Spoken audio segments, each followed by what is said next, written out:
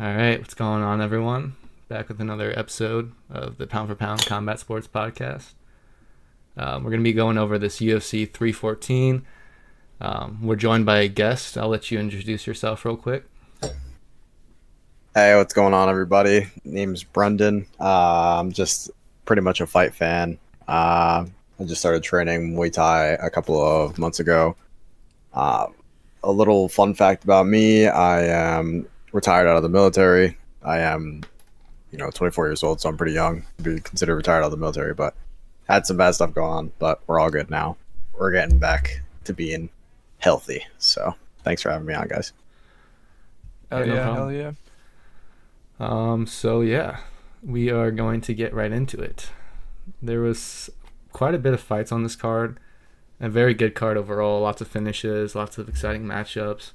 The betting lines are really tight, so there was a lot of really close fights in general. Didn't catch. I think I caught most of them, but some of them I missed. I missed the women's fight here, so we'll skip that one. And then I saw the Treson Gore versus Marco Tulio fight, which is pretty good. I guess this one was kind of a mismatch in terms of the betting line, but yeah, Treson Gore, tough fighter, but Marco Tulio is he's just really good. Like lots of power, lots of dynamic striking. He mixed it up well. And I think he was just too much for Treson Gore. Even though Treson was able to eat a lot of shots, it ended up being a head kick that put him down, and then kind of just was over from there. But let's see, the next fight I missed, and then this Dumas versus Olasejchik. That was a pretty good fight while it lasted. Um, Again, this one was a tight one, but Dumas, I think, was coming off a loss, and then Michael's a pretty good striker overall. He just had some tough fights in the UFC, but he's kind of bouncing back low key, and he was able to get the job done pretty quick. I think Dumas didn't like the stoppage, but uh, yeah, it was pretty one sided as you can see from there. Let's see. Um, you guys familiar with Darren Elkins? I heard about him. What's his story? No, not He's a not UFC really. veteran. He's really good. I mean, not like really good, but he's really durable. He can take a lot of damage, but this fight did not look good. Every time he got hit, he was like super wobbly. I remember he didn't even get hit by a punch, and he was like stumbling backwards. But man, I think this might be the end for Darren Elkins. He's just This fight was really concerning to watch because man, he looked like he was punch drunk the whole fight, basically, before he even really got hit. So sad to see him go, but I think he's probably done in the UFC, to be honest. Another veteran, Jim Miller, versus Chase Hooper, who's like an up and coming guy. He's still pretty young, but he came into the UFC at like I think he was like less than 20 years old, or right around 20 years old. He came on the Dana White Contender Series, and man, he's really coming back strong. Like he had a couple rough fights here at the beginning, but now his jiu-jitsu's so good, his striking's getting better, and then he just took down a veteran, Jim Miller, who's very good. Um, but man, I was expecting Chase Hooper to get the submission, but Jim Miller just showed some veterans are just too well rounded. They know all the tricks, and Chase Hooper was going from like level 1 to level 10 on the grappling. Like he started off with some pretty basic stuff, and then he went to some super advanced, like he looked like they were in like a pretzel. I don't know if you guys ever saw anything about this fight, but it was some pretty interesting positions they were in. So yeah, good for Chase Hooper. I think Jim Miller, he might be towards the end of his career, but we'll see. Chase Hooper's just getting started, so excited to see where he's going. You guys hmm familiar with either of these women's fighters? Yeah, then she just fought for the title, right? The Chinese girl. Yeah, she did. She did really good against Wei Li too. But she had to fight a pretty tough opponent in Virna Jandiroba. Like another really good grappler. Just really tough, durable, all around fighter. Um, I think I think Yao Jianan. This was just a really bad matchup, but I think she can still get better and still make her way back to the title. But I think Jandiroba is right there gunning for that title, and I think she'll probably here soon. Another tight line betting wise. Go ahead. Those ladies have the sharpest ankles I've ever seen in my entire life. I would not want to get head kicked by either one of them. I'm just saying. I'm gonna put it out there. Yeah, Look at those fucking ankles, dude. that was it. Sheesh. Like elbows. I know, no kidding. Man, I mean, these two are really good. The strawweight division overall is pretty good, but I think these two are some of the best fighters. And then you've got a few more, but I think Jana Roba's probably fighting for the title next. I don't know who else she has to fight because she's on a pretty good win streak. But yeah, we'll move on from that fight. And then we had Dan Ige versus Sean Woodson. Damn, Sean Woodson lost. That sucks. Yeah, this was controversial because Sean Woodson was actually no, I don't know if it was controversial, but he was winning I thought he was winning the fight. It was like the third round, and then Danny Ige landed one big shot, and then just a bunch of follow-up shots, and then right as Sean Woodson's getting up, the ref stopped it. So it was like, it looked controversial, but then I looked at the scorecards, and I guess Ige was up on every scorecard in both rounds, which I was like super surprised about. So I guess it really didn't matter in the end, the stoppage. So tough fight for Sean Woodson. He was on a pretty good win streak, but it's good to see Danny Ige get back in there and get that win, because he's a fighter that's been low-key, like, he's a company man. He's been putting up for the, like, he'll take short notice fights, but then it ends up kind of biting him in the butt because he'll go on like a pretty good win streak, and then he'll take these short notice fights and then lose. So it's like kind of tough for him, but good to see him get the win back. So Yo, before we move on, what's his record in the UFC? Sean Woodson, pretty good record, low key. I think he only has like 1 or 2 losses.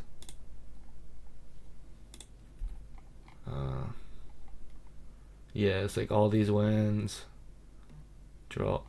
That was like his only. Damn, yeah, he's on a tear. Yeah, he's doing pretty good. Yeah, I've heard some hype behind him. The thing is, he was a heavyweight, right? So he was like 200 some pounds. He's like 6'3", and he's fighting at featherweight, which is like insane to me. Wait, yeah, I don't know how he makes that weight. Yeah, he walks around 203. No, like way back when, like before he got into the UFC, he was a boxer, and he was in like heavyweight. What? Yeah, so now he's all the way down at 145. It's like, it looks like cheating, to be honest, because he's so much bigger. Like when you see them in the octagon, it's insane, the difference in size. But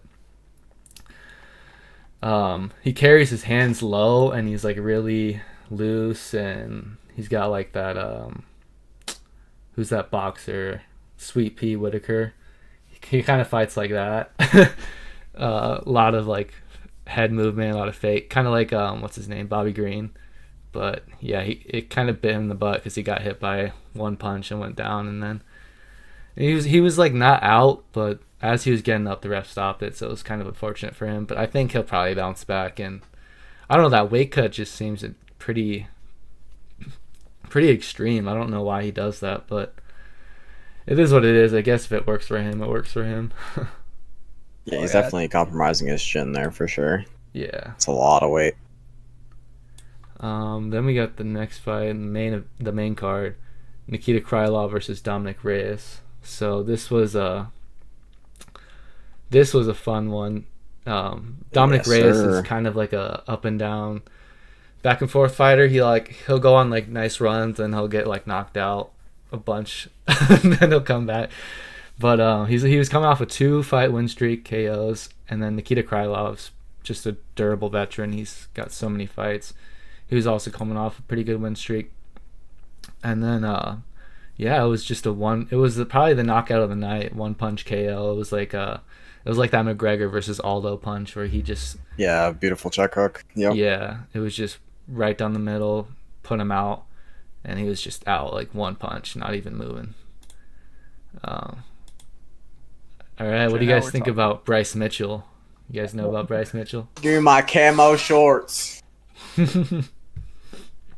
Oh my god, he's so goofy, dude. Like, he's probably up there top 5 strangest Yeah, that UFC guy's a. fighters. You know what? That guy's a goofball, and he's got some controversial takes and values to a lot of people. But one thing about Bryce Mitchell is that boy can wrestle.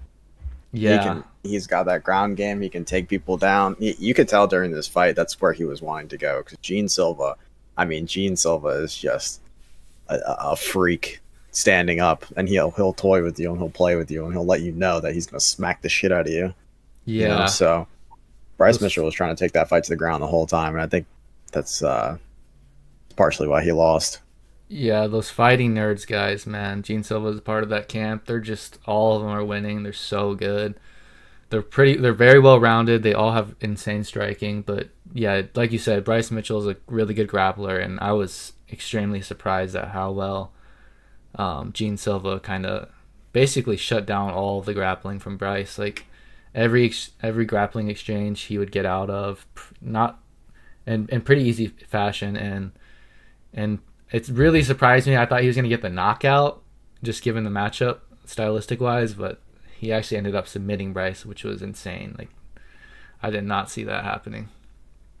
Put him to Yeah, it sleep was a too. nasty submission too. Yeah, it was Yeah, he nasty. was looking for it too. I think there was another a time before then during that before the submission, anyways, that he was looking for that Darce, and Yeah, he couldn't get it. He was too much life left in Bryce Mitchell, but then he rocked him, got him back up, locked in the Darce, took him back down, and that was it. yeah. I'm excited to see where Gene Silva goes. I'm pretty sure he'll be he'll be fighting for a number one contender spot soon. I'd have to look at the rankings, but that featherweight division now we got a new champion, and yeah, Yeah, since Ilya Tapori left. pull up the rankings real quick. Oh yeah,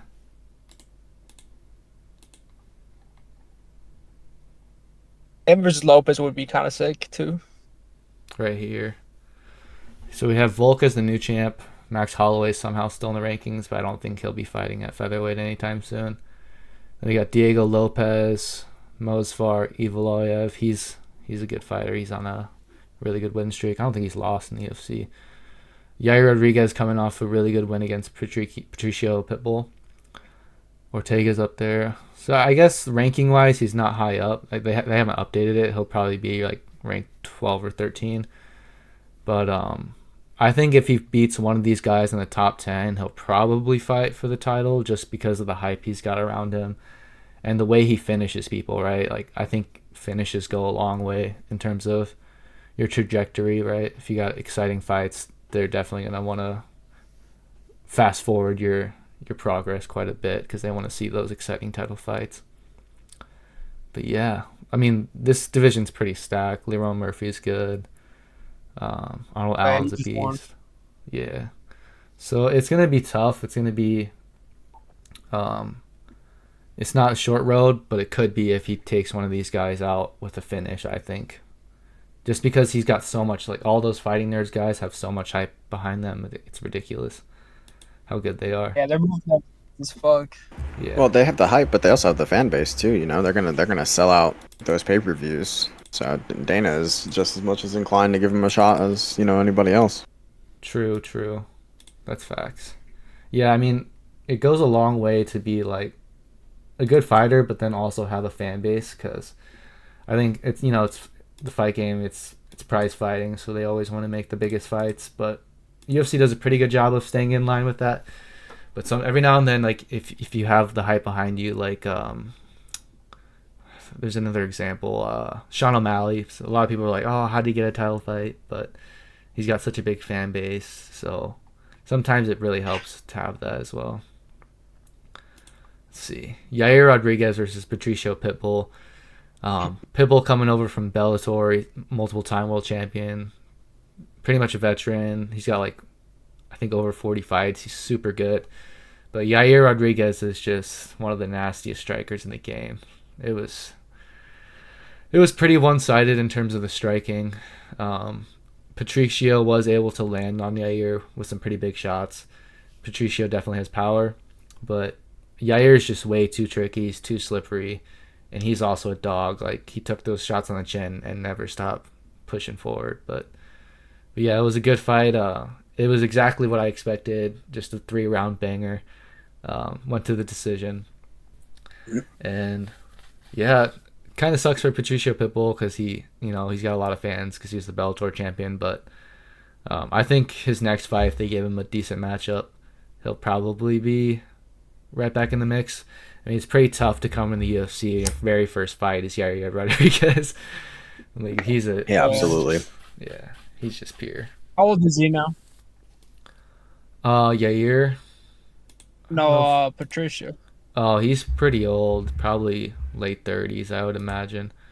I don't think they show the age on here though. I could look it up real Let me quick. look it up. I'm thinking too, though, kind of the way this fight went down. Yair is not really known for using his reach too much. He uses it with his kicks, and that's how he maintains his distance and controls that dead space in between people. But I think specifically for this fight, Yair Rodriguez fought Volk like what twice, right? Yeah, yeah, I think So so. I think Patricio's style is something that Yair has just kind of been used to seeing. He's been dealing with combination fighters that are trying to land, big punches on the inside against him because he does have that reach advantage. I think he did withstand that damage on the chin, like you said, and he got it done pretty convincingly, I'd say. Yeah, His kicks are hella nasty. Like they're as fast as punches, kinda.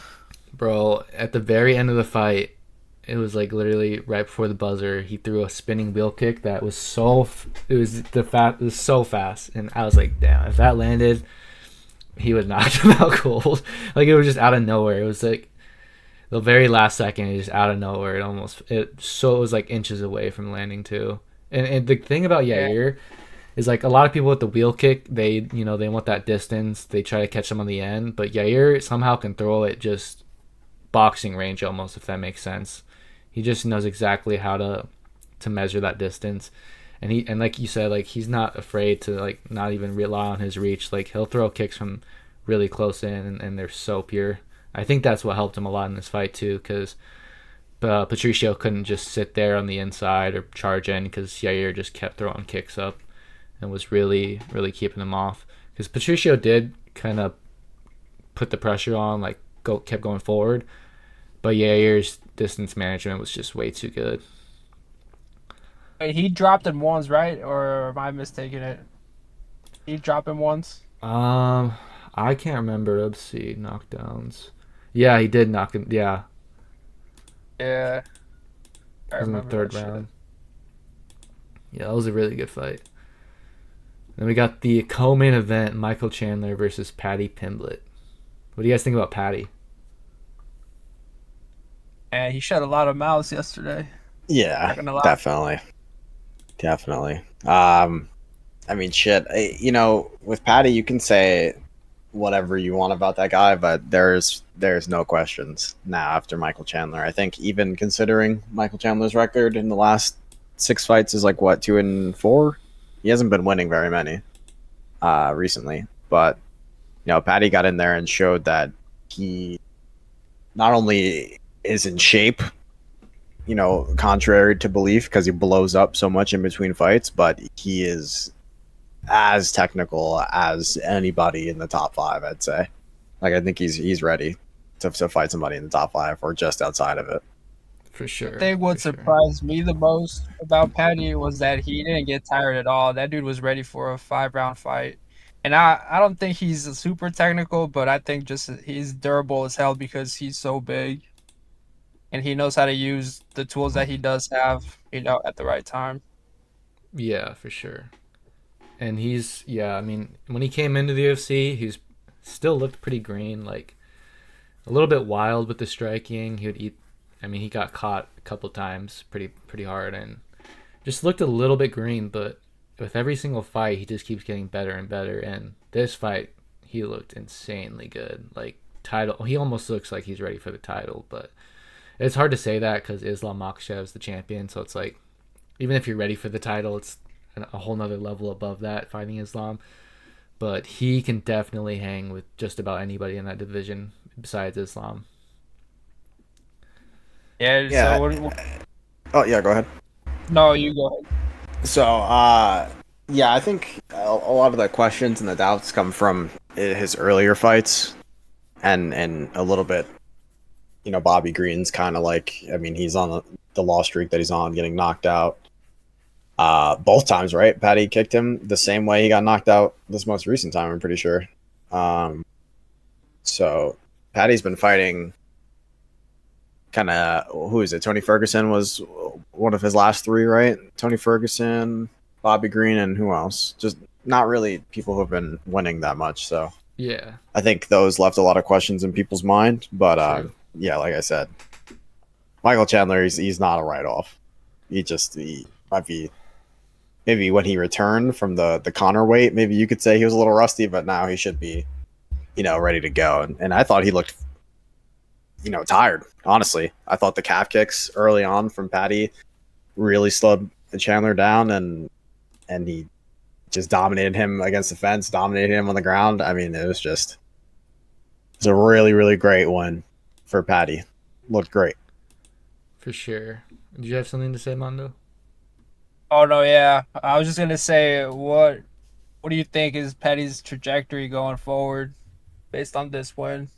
I think he's probably one fight away from a title. I'm gonna look at the rankings real quick, but I mean, like, Michael Chandler's no joke. Like, even Charles Oliveira went 5 rounds and couldn't finish Chandler. So for Paddy to do that and how dominant he looked, that just shows how ready he is for that title. I think, I mean, there's really not many people left for him to fight other than maybe a Max Holloway. Maybe, I don't think he'll fight Dustin. Maybe a Justin Gaethje, but I think Gaethje wants that title fight. Maybe Oliveira, maybe Sarukian, but I mean, those are, yeah, it's hard to say, but I think if he beats anybody in the top 5, he's going for the title next. Yeah, I think so too. I think the only Because reason, go ahead. no, you go ahead. I was gonna say, I think the only reason why he's not quite here to get, or not quite ready for the title yet, is not just because he's maybe not, like, he hasn't proven himself yet, but I think there's just too many guys in line for that title right now. It's just too crowded, so they'll probably book him for one more fight. But yeah, go ahead. Yeah, so what is it looking like? Justin's gonna be the one that gets it, and then Topuria is probably gonna fight Charles, right? Would you rather have Petty fight Arman or like Dan Hooker I'd or love to see somebody? a Dan Hooker fight. I love Dan Hooker. I think his style is like the old school MMA: go forward, swing, take damage, and don't care about it. Just swing until the other person drops. That'd be a great fight. Yeah, that fight makes a lot of sense. I think Dan Hooker was supposed to fight somebody, but then he got injured. I can't remember who, but he He's was gonna supposed to. fight Justin. Yeah, I think, yeah, he was supposed to fight Justin. So yeah, who was the other guy you said? Dan Hooker or who? Sarukian? Or yeah, Sarukian, yeah. I think in terms of showing his skills, Sarukian would be a really good fight for him. Because if he can be Sarukian, because obviously Sarukian's a really, really good, well-rounded fighter, got really good wrestling, that would be immediate title that would be putting him right there for Islam. But the Dan Hooker fight, like, that would probably be more exciting. But I don't know, because if he fights Dan Hooker, he's like right there by Chandler, so I don't know how much Right. more it puts him up in the rankings. Yeah, I'm thinking, looking at the ranking, Paddy didn't really take any damage, and unless he has an injury from this fight, like some sort of like bone injury or anything, like it didn't seem like that. But sometimes fighters break their hand all the time, whatever, and it comes out later. Uh, but I think the Max Holloway fight makes a lot of sense too. Max Holloway got knocked out by Ilya. He's taken as much time off as Max Holloway is going to take off. But I think maybe if Paddy wants to stay active and fight for the title, potentially at the end of this year, another 3 months go by from now, maybe say 4 months. We're in what, August from now? Yeah, make a fight in August. Him and Max, whoever wins fights for the title after the number 2 or number 3 guy. I think that makes total sense. Yeah, for sure. How Man, long ago was this? Max got knocked out? Couldn't have been that long ago, right? Let's see. it was like, I think last Max year. versus Ilya. That Yeah, what- was October 26, 2024. UFC 308. Okay, so he's had like six months or so to recover mhm. now. Yeah, and if he Yeah, takes, typically a lot of fighters will take a whole year if they get knocked out and they're not used to it. Like if they're smart, anyways. Right, yeah, and right. Paddy he's fought, so yeah, I think that would be like actually perfect timing, because Paddy's gonna take some time off, you know. Yeah, he's Yeah. gonna celebrate. He's gonna get fat and nasty again, and then he'll be ready to fight in August by summertime. Yeah, I think UFC wants to be pretty careful or like calculated with how they book Paddy because I think Paddy's the face of like the UK MMA now. Now that Leon Edwards is kind of out of the picture, so I definitely think they want to make Paddy kind of like their new not McGregor but their European fan base face of the UFC. So they're definitely going to look to give him a somewhat favorable matchup so they can probably put him for the title after that fight. So that'll be interesting. I could see a world where Patty even. I mean, not that there's any real reason to, but maybe he just gets tired of cutting the weight. How old is he now? I saw a ring on his finger, so he's married. Yeah, He's getting probably approaching his prime, right? Patty, yeah. let's see, Patty Pimblett. And He he's started young. huge. He's huge. Yeah, Like, Oh, yeah. so he's 30 years old. Yeah, so he's entering his prime. So he's probably not gonna be, what's it called? Wanting to what? Damn, what the hell is the point I made? weight cut. He's probably not gonna be wanting to he's cut as much weight. So I think there's a world too where maybe we could see because you mentioned Leon Edwards and he's kind of on his downward spiral. I think he's still like an elite top 5 fighter though, like hands down. Maybe Patty goes up. You True. never know. Yeah, I could I see feel that like he because will. But no, you're good. oh, I was just gonna say, I feel like Paddy would finish, his run in the lightweight and then move up. Yeah, I feel like he's invested in the lightweight belt right now. yeah. At this point, it would make sense because he's so close. I think I'll at least take the title fight, and then if that doesn't go his way, he could move up because he looked huge. Like Michael Chandler, he's not super tall, but he's really muscular, and Patty made Chandler look pretty small. Yeah, that is something that, yeah, 100%. He did look a lot smaller in that cage when Chandler usually looks like the bigger dude. Yeah. And it's insane the transformation fighters make once they get to the UFC because Patty used to look like a skinny little kid in Cage Warriors, and now he's like completely filled out. So definitely entering his prime here. All right, the main event: Volkanovski versus Diego Mr. Lopez. This was a really good fight. Like I was expecting Diego Lopez to fall off a little bit more than he did, but I don't think he really fell off at all. So that's what made the fight really interesting. And then obviously we had classic Volk back. What did you guys think about Volk's performance? I think it was exactly what he needed to do to beat someone like him. I was actually more surprised that Diego didn't try to mix it up more, but Volk did exactly what he needed to do based on his size advantage and his attributes. His speed work is probably his biggest attribute. Getting in, throwing off a combination really quick, and getting out. Yeah, for sure. I mean, like, Yeah, and he's an old man now too. I don't get yeah, it. old Like man Volk. he's obviously the oldest champion, 30 or the oldest person to win a championship in that division, 36, something like that. I can't remember exactly what the stat was for that, Yeah, but there's like this crazy stat like fighters over the age of 35 or something under like a certain weight class like light heavyweight, they're like it's insanely bad. Like it's like and something or like 1 in like 20 losses. Like it's extremely rare to win a title after age 35 at the lower weight classes. So I guess he kind of just proved everybody wrong. But yeah, and I sorry. I think Diego Lopez looked great, right? And I don't think anyone would deny that. Diego Lopez looked crisp. He looked like exactly the Diego Lopez that we wanted to show up for the title fight, right? He didn't look nervous. Except this is his first try at the title, right? Yeah. Like he didn't look uncomfortable or nervous or anything like that in that moment. I think he he performed well. I think just Volk being the vet that he is and wanting to get that sweet revenge, get that title back. Uh, I think it's just hats off to Volk, man. Volk is a goat. Yeah, for Dude, I think sure. one thing that surprised me was that cuz at the first round, like the first few exchanges, they exchanged like a long combinations where they both got hit.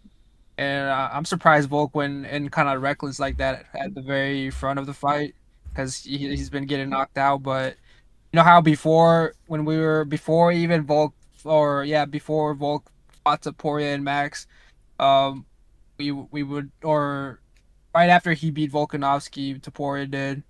We covered how we would think Diego versus Taporia would go, and now that how the way this fight went, I think Taporia would have slept Diego so fast. Yeah, it's hard to beat Ilya for sure. I mean, yeah, Diego definitely didn't have that style that's needed to beat the top guys, but at least like he showed a lot of growth in terms of managing how he approaches the fight because he did not start the first round like I was expecting. I was expecting him to just go super hard for like 2 rounds and then fall off, but he came out pretty responsible, but it just wasn't enough in terms of style. He didn't have like the technical skills to beat someone like Volkanovski, but I think that's something he'll continue to improve on. Like he's still, I saw some stat. It was like his 700th day in the UFC since he signed, so it's only been like less than 2 years, and he already fought for the title, which is pretty crazy. So Yeah, and although he dropped Volkanovski, I think that when they were exchanging, Volkanovski seemed to have the more power, or at least that's what it seemed like to me. yeah, Faster and yeah, no, he did have the power, and I was like, holy cow! Like, Diego was just eating those shots like it was nothing. Like you can see his hair was just flying around, and he just kept going forward. I was surprised by Yeah, both that. fighters took a lot of damage that fight too. Like Volk has that nasty cut around his eye since like what round one, two. Yeah, he oh had yeah, that cut, and then he got punched in the eye too, so he like literally couldn't see that run round he was running around, just like in Yeah, yeah, circles. yeah. I was worried that he actually took some real damage. Same, man. yeah. If Diego kept eating those jabs though, over and over and over again. And I think that yeah, was the difference because it was, if you guys remember, I think probably either round 3 or 4, the commentators were pretty convinced that it was a lot closer than the viewers thought it was. Anyways, at least from my perspective, I thought Volk was he won every round 10-9. But some of the judges were questioning of that because I think Diego did slip away with one, or was it unanimous? I can't even remember. it was unanimous, but it was like one of the scorecards was really close, one or Yeah, two. okay, that's what it was. Yeah, It's like 118, 116, right? And then one something along those or lines. yeah, 48, 47, and then I think the other ones are like 49, 46. Which I was surprised. Yeah, I yeah. thought he at least won 2 rounds, but I guess on two of the scorecards he only won 1 round. But yeah, because he had that knockdown in one of the rounds, but I'm not sure. Let me look at the scorecards. But what do you guys think? Who do you think deserves to fight for that title shot next? Now that Ilya's gone, Volk's the champ. And it's so hard. It's so hard to say. Because, like, Max is still very much in title contention if he wants it, I think. You know what I mean? I think anyone in the top 5 can be called to fight the guy, you know? True. I Uh, guess I'm not sure you if have to Dana give would it want to to make that, Masvidal. though. Yeah, I feel like you have to give it to Masvidal, right? The guy that is the wrestler. Yeah, I think yeah. I'm looking at the rankings. That's probably next. Yeah, that or Yair, because they can't really make Yair because they already fought. So, damn, that sucks for Yair. But yeah, I think they'll do Mospari Evaloyev, and that's gonna be interesting because it's gonna be like that striker versus wrestler. But Volk actually has pretty good wrestling, so that's gonna make that matchup really interesting. especially with Craig Jones in this corner. That's actually a really good point that I wanted to bring up. That fight didn't go on the ground really, like at all. So, that's something still that we've only seen really, anyways, him get tested by Islam, and he handled that test pretty well, at least as far as the ground game goes. So it'll be interesting to see wrestler versus wrestler. I think Volk's early days in the UFC were super, super impressive, mixing it up with the striking and the wrestling. A lot less when he hit his prime, I would say, just because he was so dominant, so much faster, so much more fluid than everybody else. Like that trilogy between him and Max, like the only fight that was close was the first one. After that, I think Max just got outclassed every single time. And it wasn't until he got double belt hungry that he started losing fights. And people act like he was losing fights to the people that were not already champions. Like Ilia Topuria was a champion before he was a champion, if that makes sense. No, that makes sense. Yeah, he had the skills to beat anybody, basically. Yeah, so I think Volk. This is just typical Volk, honestly. Right. If I was Volk, I would definitely give it to that wrestler dude, because that's like you're not gonna take. I mean, you're not gonna take as much damage as like getting knocked out again as someone like Taporia. True. But yeah, I was looking at the And that scorecards. Sorry, Yeah. real quick. I was looking at the scorecards. I think Diego dropped him in the second round, but the judges still gave that round to Volkanov. Two of them gave it to Volkanovski, which is Yeah, I pretty. think that's what I was pretty sure that happened. Yeah, I was surprised by that. But anyways, keep going, Mondo. I don't know. Yeah, that was pretty much it for me. Oh shit. All right. I was just Bet. gonna say that I don't know how that dude fights, but I don't think he has a lot of finishes, right? That wrestling dude. No, he doesn't. I mean, the only finishes he has, I think, are probably submissions, but he doesn't even have them. Oh man, that's actually pretty bad. Decision. They're like all decisions. Holy cow. Yeah, every fight in the UFC has been decision. That's Fucking boring, dude. yeah. A lot of people are always like, why do these wrestlers and Dagestani fighters have to fight? 3-4 years before they get a title shot, and all you really have to do is look at their, not all of them, but sometimes you get these guys that just get really boring decisions, and it's like, I mean, we were talking about that earlier. Like, if you can get crazy finishes, you can fast forward through the rankings so quickly. Yeah. But yeah, was And there outside of anything that, else? just being likable too. You know what I mean? Like, True. if your style is not likable, then like having a personality at least. Like, Yeah. because that guy's a Dagestani fighter, right? Yeah. Like, who's that blind Dagestani guy with red Charlo. hair? Yeah, that dude's a fucking freak. And you know what? He'll get on that mic too after beating somebody's ass, and he won't say like he'll kill everybody or like Islam or anybody like that, but he'll say some words to the crowd and he'll get everybody hyped up. Right. So I think it really Kobe, depends.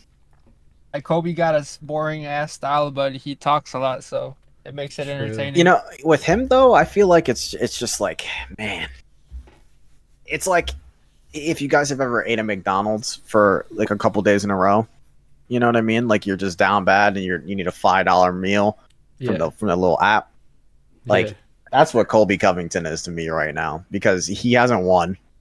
Okay, his style isn't that exciting, but yet he'll like, if you guys saw the post fight press conference with Paddy, like he was just walking by and all of a sudden he turns on the Colby Covington talking shit, and it's like, dude, like I don't even think you want any of that for real. Like I think Paddy would just destroy you. The gas tank is too much for you now. Like you're old now, Kobe.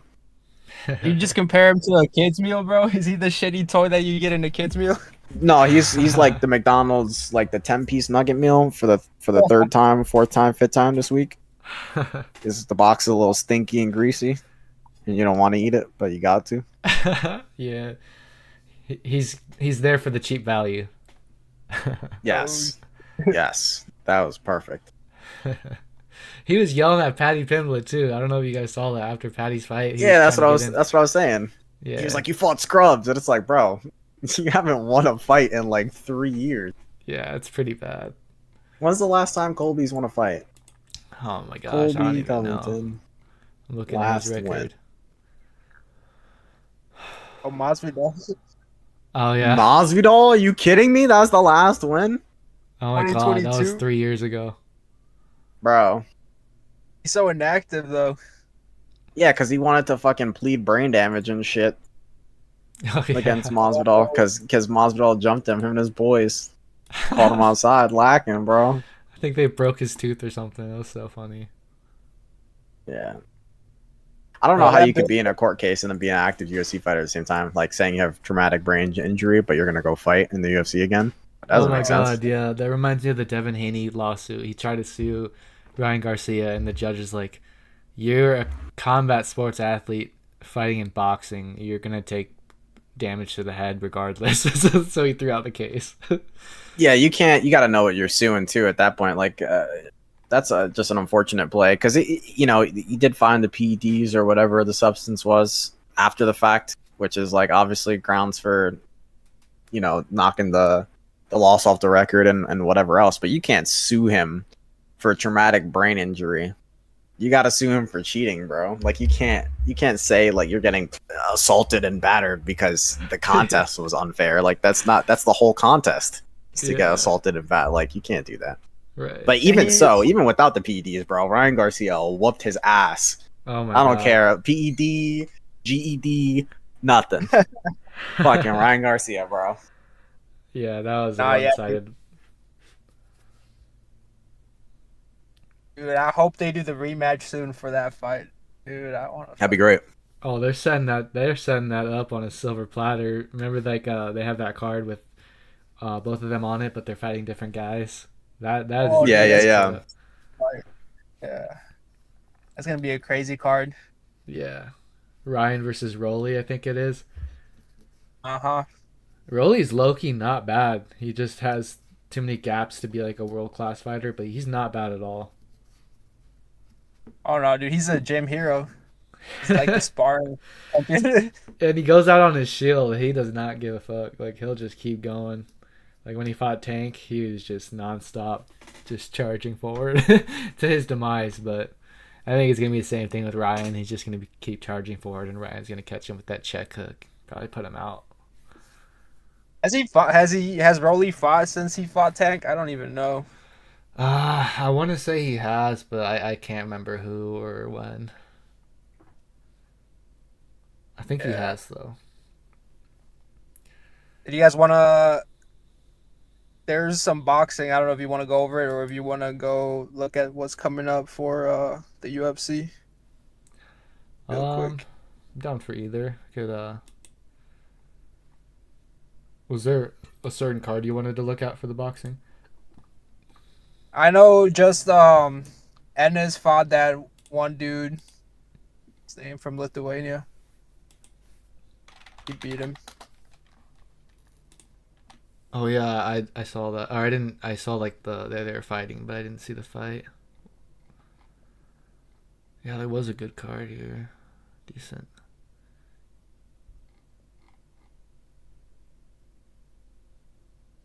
Shakur. Oh, Shakur's gonna fight Zepeda. Looks like Is he?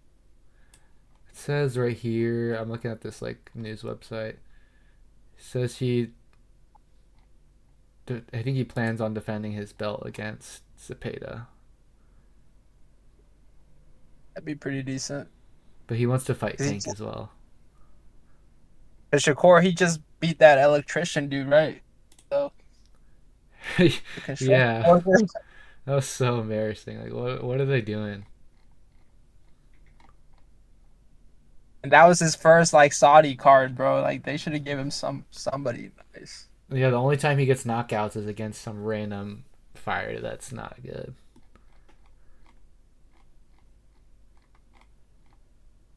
He's so lucky he got a knockout too. Everybody would have been clowning on him so bad, and it took so much to knock him out. I remember watching that. I was like, he just was hitting him nonstop and couldn't knock him out. That was embarrassing.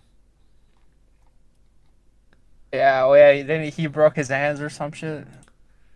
Yeah, I don't even. Yeah, Who knows? Can you guys see my screen? Yeah. Can you see Yes, sir.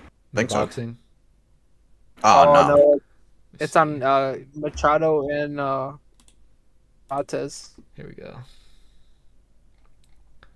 Oh, Yeah, I'm just yeah. looking at this boxing news 24. Look at the schedule.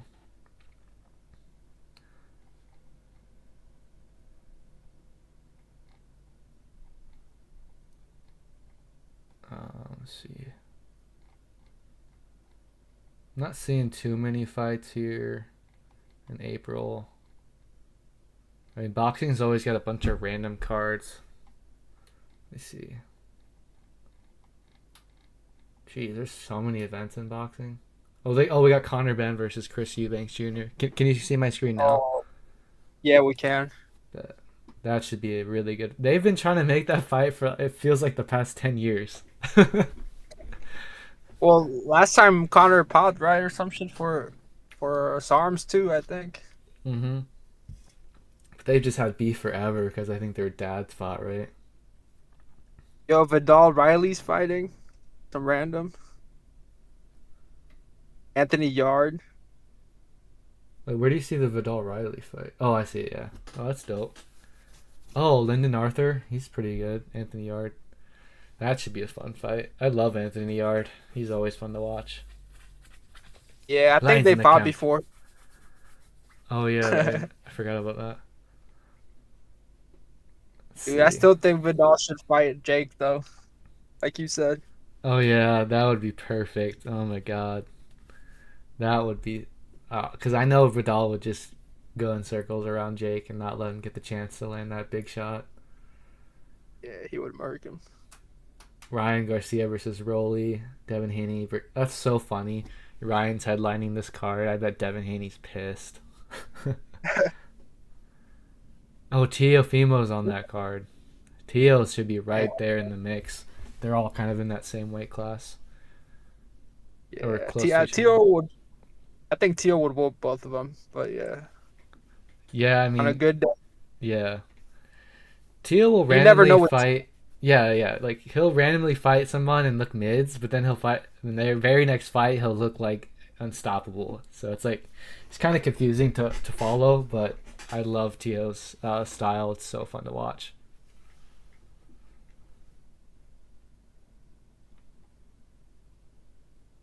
Oh yeah, that's when Canelo fights too. Wait a minute. Time out. Paddy Pimblett, right? Fights at 155, right? Yeah, Yeah, What did Ilya just move up to? 155. 155. Oh, they got history. I Yep. forgot about it. They got beef. Oh my gosh, that's a good Sizzling. thing. That's a good point to bring up because that like before that fight wasn't really realistic, but now they That's could very make realistic. that fight that because Ilya doesn't have an opponent and he's obviously looking to fight hmm someone in the top 10 and that's perfect because Paddy I didn't don't take know any if damage. Yeah, I don't know if Paddy will get ranked high enough for Ilya to want to fight him because I'm pretty sure Ilya is pretty set on fighting, moving up specifically to fight for the title. Yeah, But I mean, I could see Paddy wanting to be active, maybe taking a fight on short notice and putting himself right in that spot. Yeah, let's look at the rankings. well, I just watched an interview today with Ilya saying that Dana wants him to fight for the title, but it's gonna be either title or Oliveira. That's the only two people he's preparing for. True. So maybe like 20 because he's 30, and Ilya's young too. Yeah, Yeah. Ilya's So we like could see that maybe 27. next year. Oh man, that's a scary fight for Paddy because Paddy I don't does know get if Paddy hit. keeps looking crisp, man. Yeah. I don't know. That's good. It's a I good one mean, for sure. It's a really good one because they both have a ground game too. Let's not get it twisted. Like they're just as good on the feet as on the Facts. ground. well, Patty's not that crispy. Hold on, let's take a pause here. Looked okay for Michael Chandler. You really didn't think you weren't impressed? Nah, there's levels to that shit. Michael Yeah. Chandler's like he's like the Josh Emmett of 155. Yeah, Yeah, true. on Yeah, the feet, yeah, on the feet he didn't look like a world class fighter, but in terms of the overall fight and the dominance, I mean, Paddy's got he's got a really well rounded game, so it makes it interesting because you just don't know how Paddy's supposed to approach that fight because obviously Ilya's good on the ground too. But I think Paddy will have the size advantage, so if he can get it to the ground, I think he'll have a little bit more strength in some of the exchanges and the grappling. But on the feet, yeah, Ilya's. It's only a matter of time before Ilya lands something big, and it's just whether you can eat the shot or not. To be honest, against Ilya. Yeah, dude. I want to see how much his power transfers to the 155 division. Yeah, that's a good point. Because these guys go from decent size at featherweight to like going up to like guys that could easily be 170 pounders, just like Islam, Paddy. Like those are huge guys. So it's a good Yeah. point. But that is a good point, though, that they're both in the same weight class. So hopefully that does happen eventually. Yeah, Paddy versus Ilya for the title if that'd be Islam insane. moves up. I could see that actually. Islam maybe Bilal loses, and then Islam after one more title defense he moves up to welterweight, and then they do a vacant title fight for Ilya versus anybody really. Yeah, Because that I've would be heard sick. the only reason why Islam's not moving up yet is because Bilal is like their homie, their Muslim homie. So because he trains with them and stuff.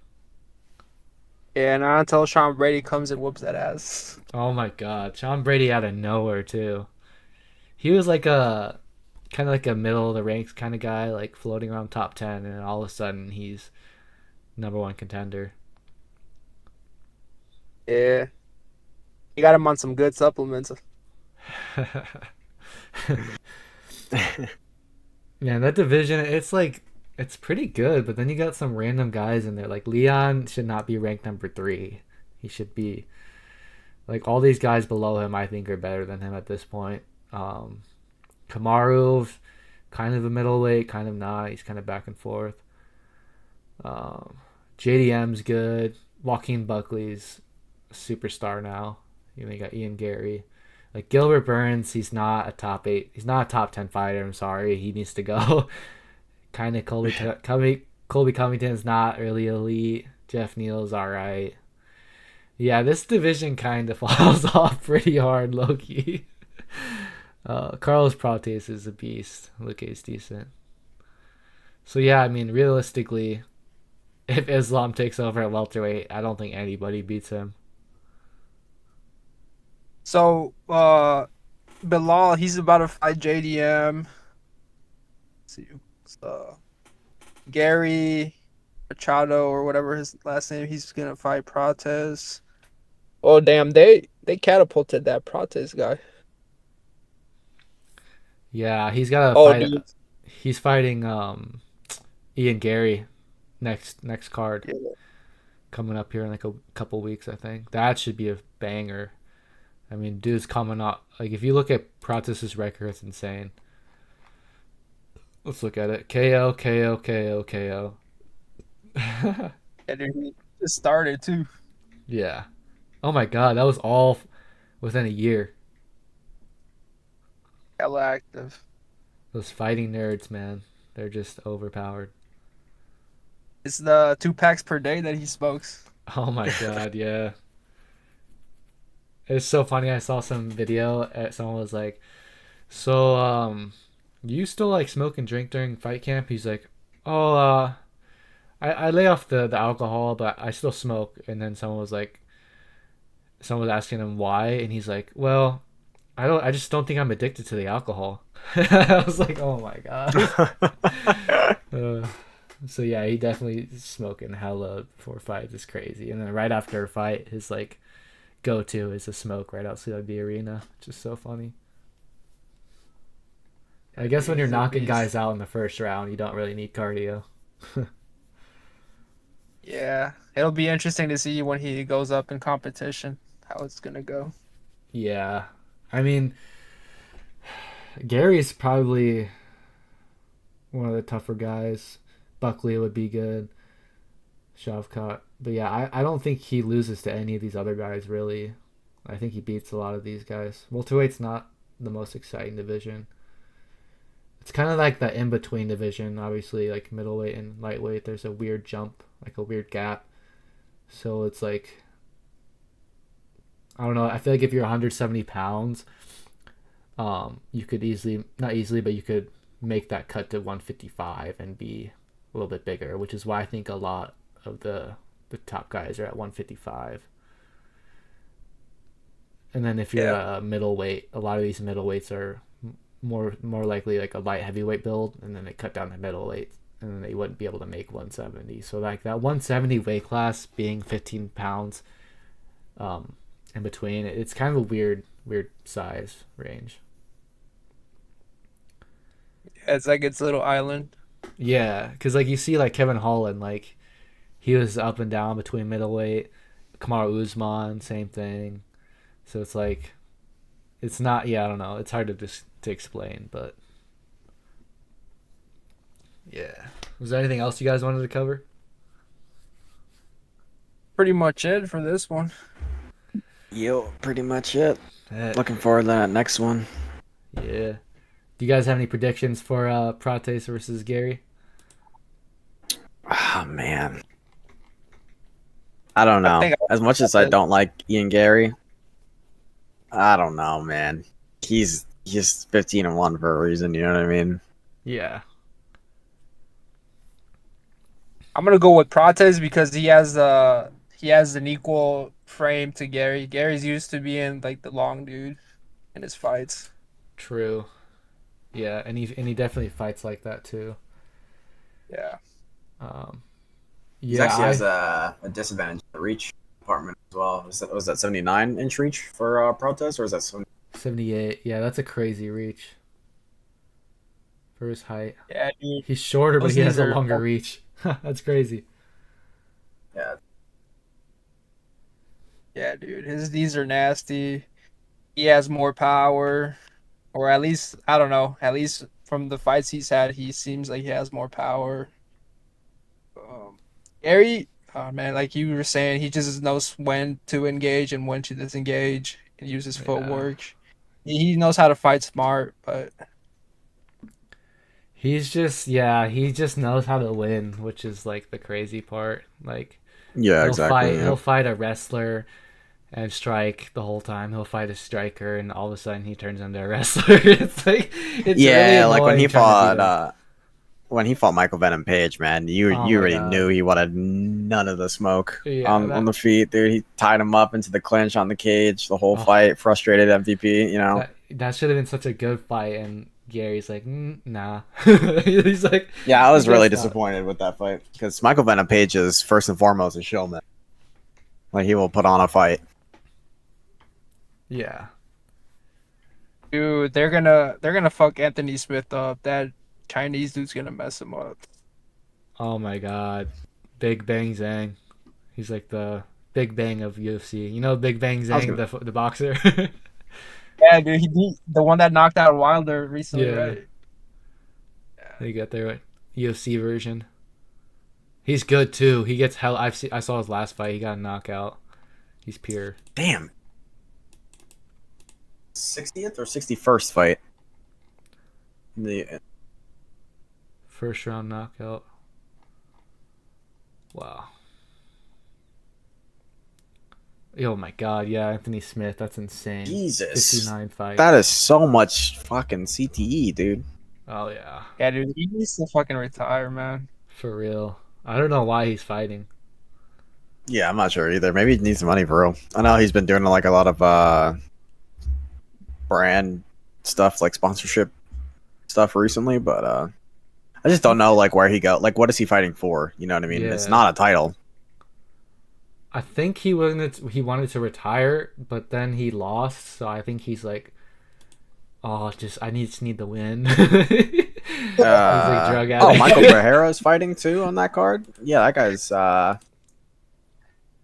pretty Oh, fun to watch I as love well. that guy. He's one of my favorite guys to watch. Oh, that's a good little matchup for him. Oh yeah, Moose. Magomedov from Germany.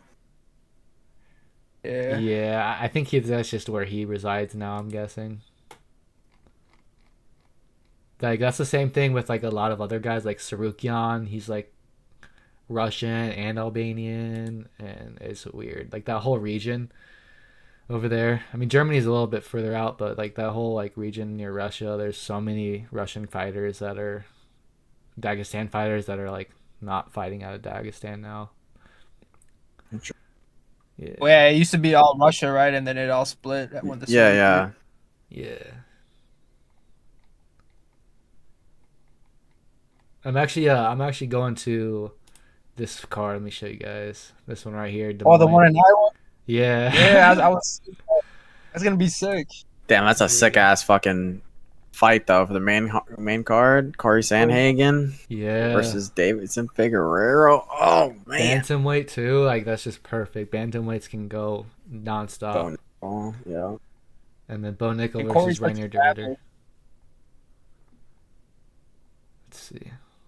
The card is decent overall. It's not like the crazy stat card, but not bad. When is it? It's In early May? May, May 3rd. Yeah, so that's in less than a month. Yeah. Damn, So man. we'll definitely have to cover that one for sure. You're gonna make some lives over there. Yeah. I wish I could go and meet the fighters. Like that'd be so sick. Just hey, I'm gonna take some videos. Yeah, remind me when I go. Take some live footage, and I'll throw that in the video. Like I remember when they fight when they had the boxing events here, they would do the open workouts and stuff Oh yeah, for the meet. Yeah, it's like $20 to get in. shoot. If they do that, I might have to pull up. I need to stay updated on that for sure. But yeah, is there anything Yeah. else you guys wanted to cover? Are we wrapping this one up? I think we're Yeah. good. Let's wrap it up. All right, guys. Well, that was a fun podcast. Definitely looking forward to these next couple, and definitely stay tuned for that fight card in May. Well, hopefully, I can get some good footage live, and we'll share that with y'all. Thanks for tuning in. This was Pound for Pound Combat Sports Podcast. Let us know in the comments your thoughts about UFC 314, and we're looking forward to some nice podcasts here in the future. So, peace. Thank you for tuning in. If you're new to the podcast, please like, share, and subscribe. Also, check us out on Instagram at P4P Combat Sports Podcast. Thanks for tuning in.